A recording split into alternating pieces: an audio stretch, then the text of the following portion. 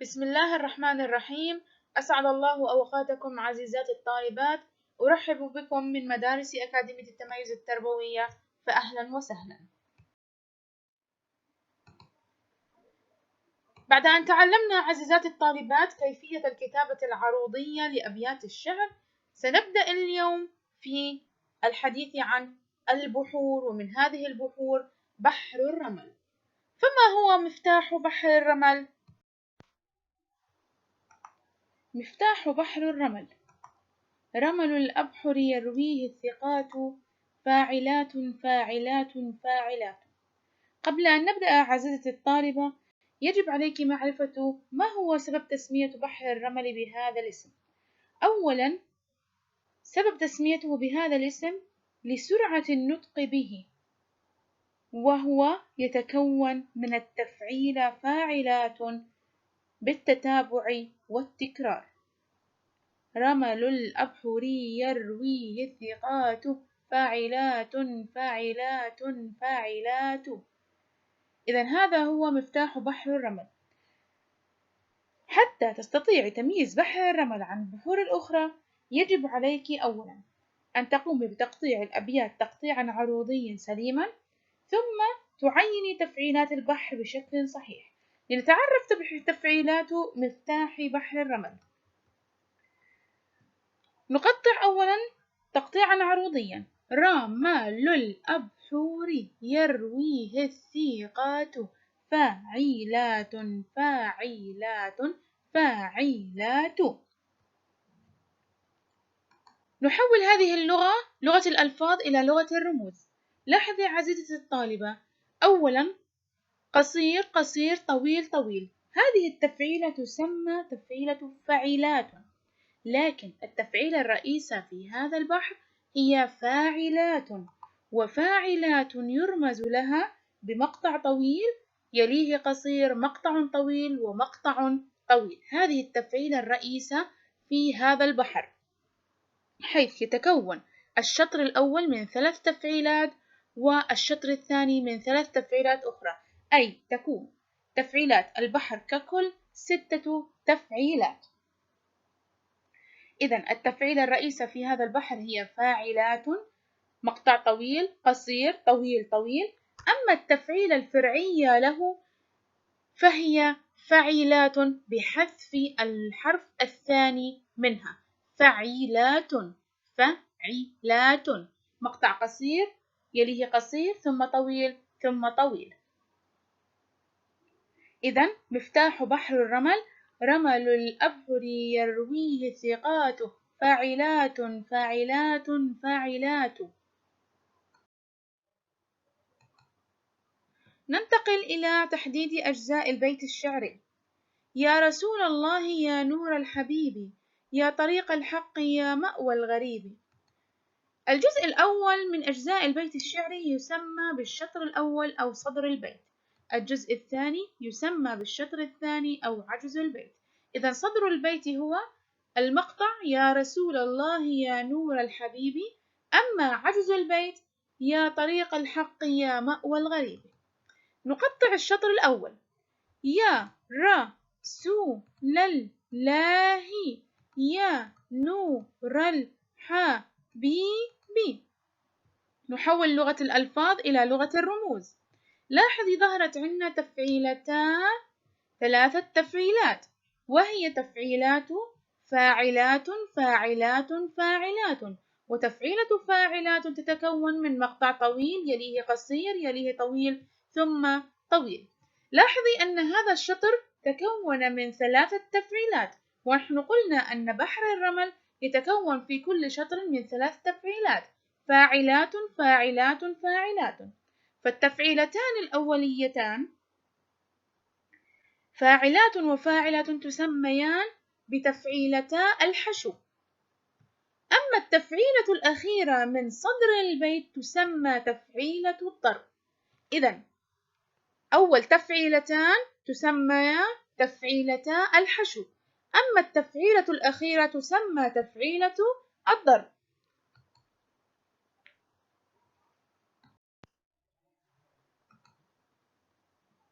المقطع الثاني أو عجز البيت، يا طريق الحق يا مأوى الغريب. إذن هو الشطر الثاني من هذا البيت أو عجز البيت. فالبيت الشعري قلنا أنه يتكون من شطرين أو من صدر البيت وعجزه. نقوم بتقطيعه تقطيعا عروضيا. يا ري قل حق يا والغريب.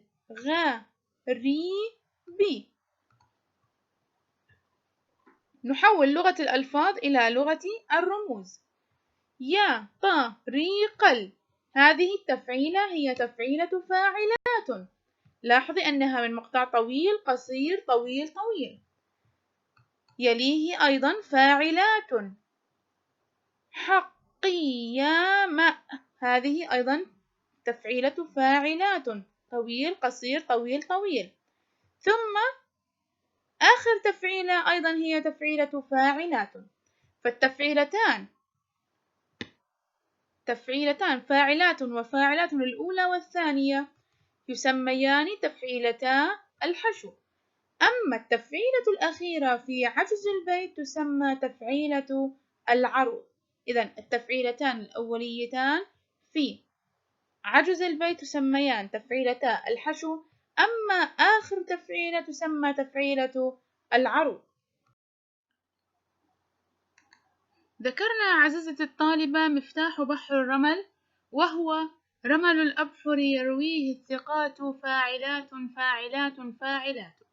هذا البحر هو من البحور الصافية، أي التي تتكرر فيه تفعيلة واحدة فقط، وهي التفعيلة الرئيسة تفعيلة فاعلات، وتأتي صورتها بمقطع طويل قصير طويل طويل. هذه التفعيلة لها صور فرعية، وهي فاعلات وتأتي بحذف الحرف الثاني منها، وتأتي صورتها بقصير قصير طويل طويل، وهذه التفعيلة تأتي في أي مكان في البيت.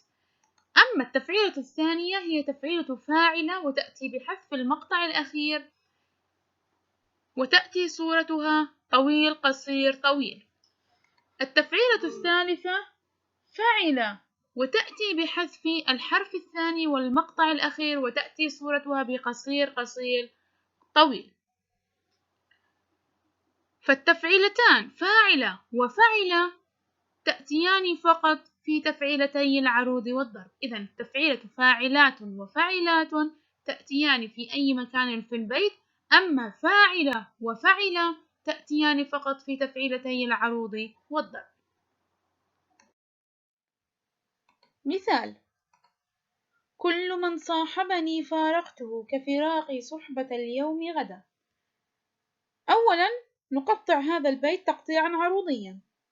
كل من صاحبني فارقته كفراقي صحبة اليوم غدا.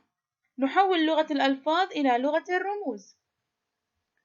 فظهرت لدينا 3 تفعيلات في صدر البيت: فاعلات، والصورة الفعلية لها فعلات، وصورة فرعية أخرى هي فاعلة.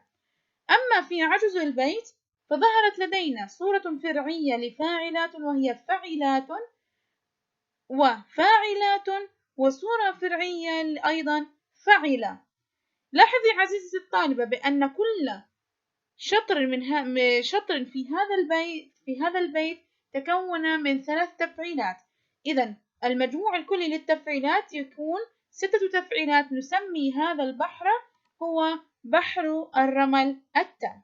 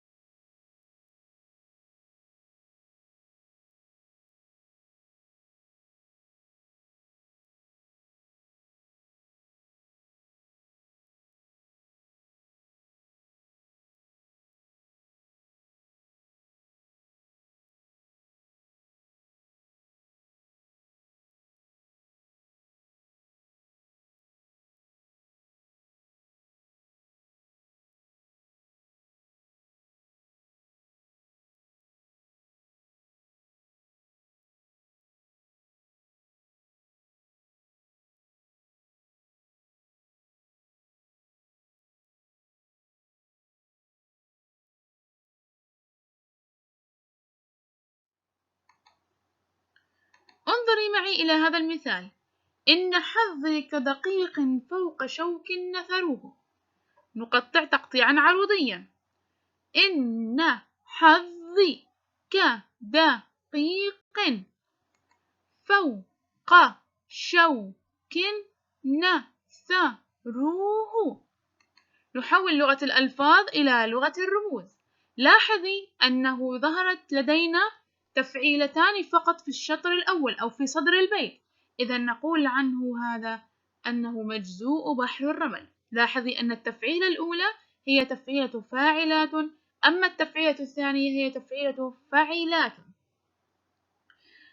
أما الشطر الثاني فجاءت فاعلات وفعلات، إذا نسمي هذا البيت هو مجزوء بحر الرمل. لماذا سميناه مجزوء؟ لأنه تكون في كل شطر من تفعيلتان فقط، وتفعيلة العروض والضرب حذفت فيهما. ننتقل عزيزتي الطالبة إلى كيفية فصل البيت الشعري المدور. فالبيت الشعري المدور هو الذي تكون فيه كلمة جزء منها في الصدر وجزء منها في العجز. انظري إلى هذا المثال: من أراد العز والراحة من هم طويل. نقطع تقطيعا عروضيا. من أراد العز والراحة من هم طويل. نحول لغة الألفاظ إلى لغة الرموز. نلاحظ أنه ظهرت لدينا 4 تفعيلات. فالشطر الأول يتم الفصل فيه في التفعيلتين الأوليتين. فاعلات ظهرت لدينا فاعلات فاعلات، ففاعلات الثانية انتهت عند كلمة والرا را. هنا ينتهي صدر البيت. إذا هنا إلى حد هنا هذا يسمى صدر البيت أو الشطر الأول. أما ما تبقى من البيت الشعري يسمى بالشطر الثاني أو عجز البيت.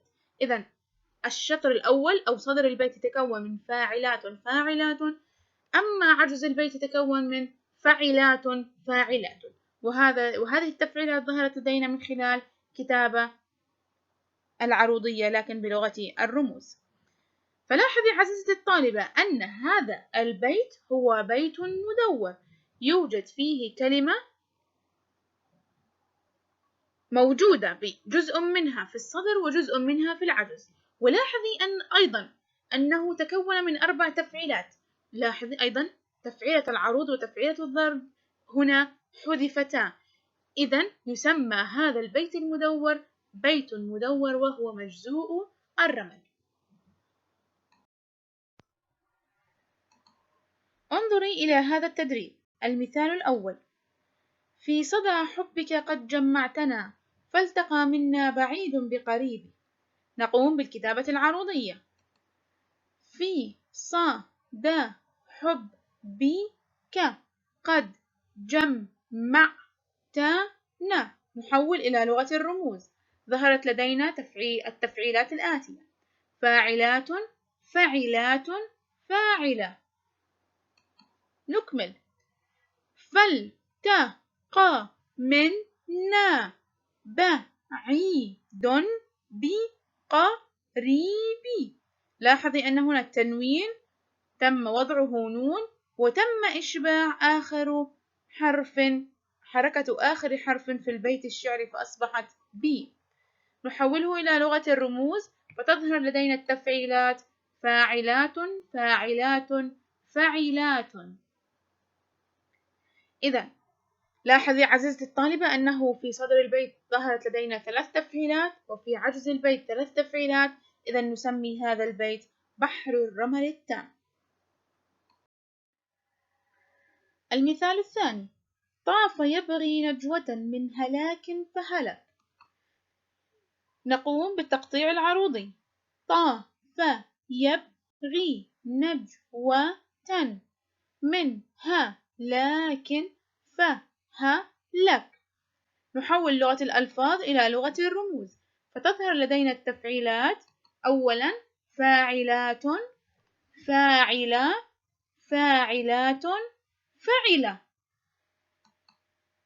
إذن لاحظي أن صدر البيت يتكون من تفعيلتان، وعجز البيت يتكون من تفعيلتان. بما أن تفعيلتا العروض والضرب محذوفتان، إذا نسمي هذا البيت مجزوء بحر الرمل.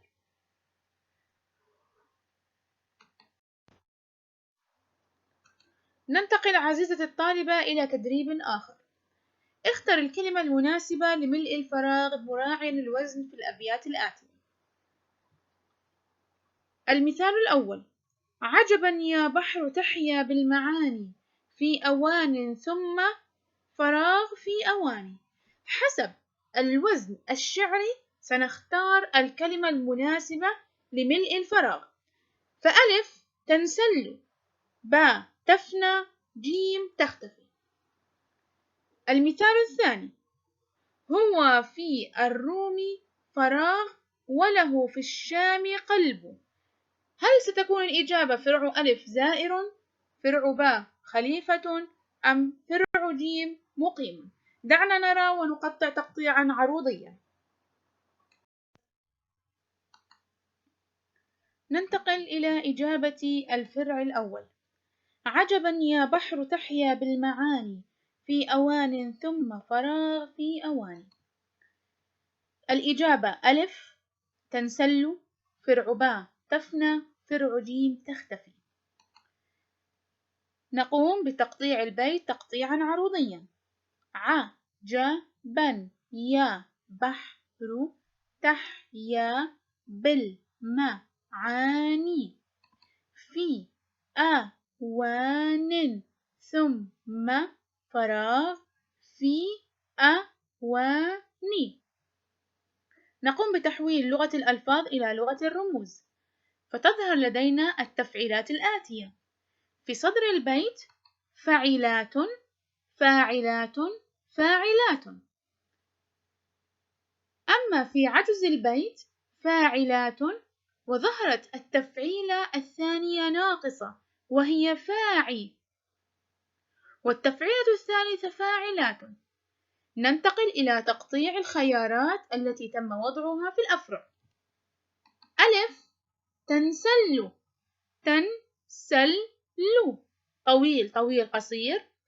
فرع باء تفنى، تفنى، طويل طويل. فرع جيم تختفي، تختفي، طويل قصير طويل. ما هي التفعيلة التي تكمل تفعيلة فاعلات؟ تقول أن فرع باء هي التفعيلة التي تكمل تفعيلة فاعلات، وهي الإجابة فرع إجابة هي فرع باء كلمة تفنى، فتصبح نضيفها للكتابة العروضية وكتابة الرموز. تفنى تصبح فاعلات، فاعلات، طويل قصير طويل طويل. هذه التفعيلة هي التفعيلة الرئيسة في بحر الرمل، وهي التي أكملت هذه التفعيلة هي كلمة تفنى. إذن يصبح البيت عجبا يا بحر تحيا بالمعاني في أوان ثم تفنى في أواني. لاحظي عزيزتي الطالبة أن صدر البيت يتكون من 3 تفعيلات، وعجز البيت يتكون من 3 تفعيلات أيضا. إذا نسمي هذا البحر بحر الرمل التام.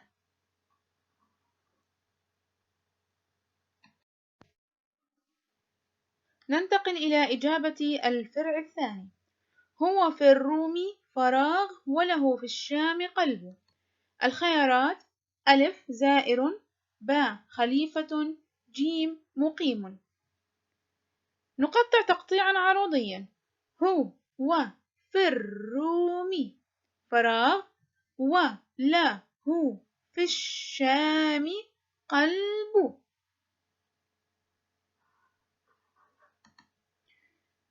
نحول لغة الألفاظ إلى لغة الرموز، فتظهر لدينا التفعيلات الآتية: فعلات. أما التفعيلة الثانية في صدر البيت فظهرت لدينا الحرف الأول ف. أما في عجز البيت فظهرت أيضا فعلات وفاعلات. ما هي الكلمة التي تكمل التفعيلة الثانية في صدر البيت؟ نقطع الخيارات. زائر، زائر، طويل قصير طويل. فرعبا، خليفة، خليفة، قصير طويل قصير طويل. فرعديم، مقيم، مقيم، قصير طويل طويل. الإجابة هنا هي فرعديم، فكلمة مقيم هي تفعيلتها هي التي تتمم أو تكمل التفعيلة الثانية في صدر البيت. فلاحظي أن ف هي عبارة عن مقطع قصير تكمل التفعيلة فعلات، إذا تصبح تقطيعها مقيم فعلات. إذا التفعيلة الناقصة هي علات، إذا فعلات تصبح التفعيلة فعلات. إذا عندما نقرأ البيت يصبح: هو في الروم مقيم وله في الشام قلب. لاحظي عزيزتي الطالبة أن في صدر البيت ظهرت لدينا تفعيلتان، أما في عجز البيت ظهرت أيضا تفعيلتان، وبما أن تفعيلتا العروض والضرب محذوفتان نسمي هذا البيت مجزوء بحر الرمل.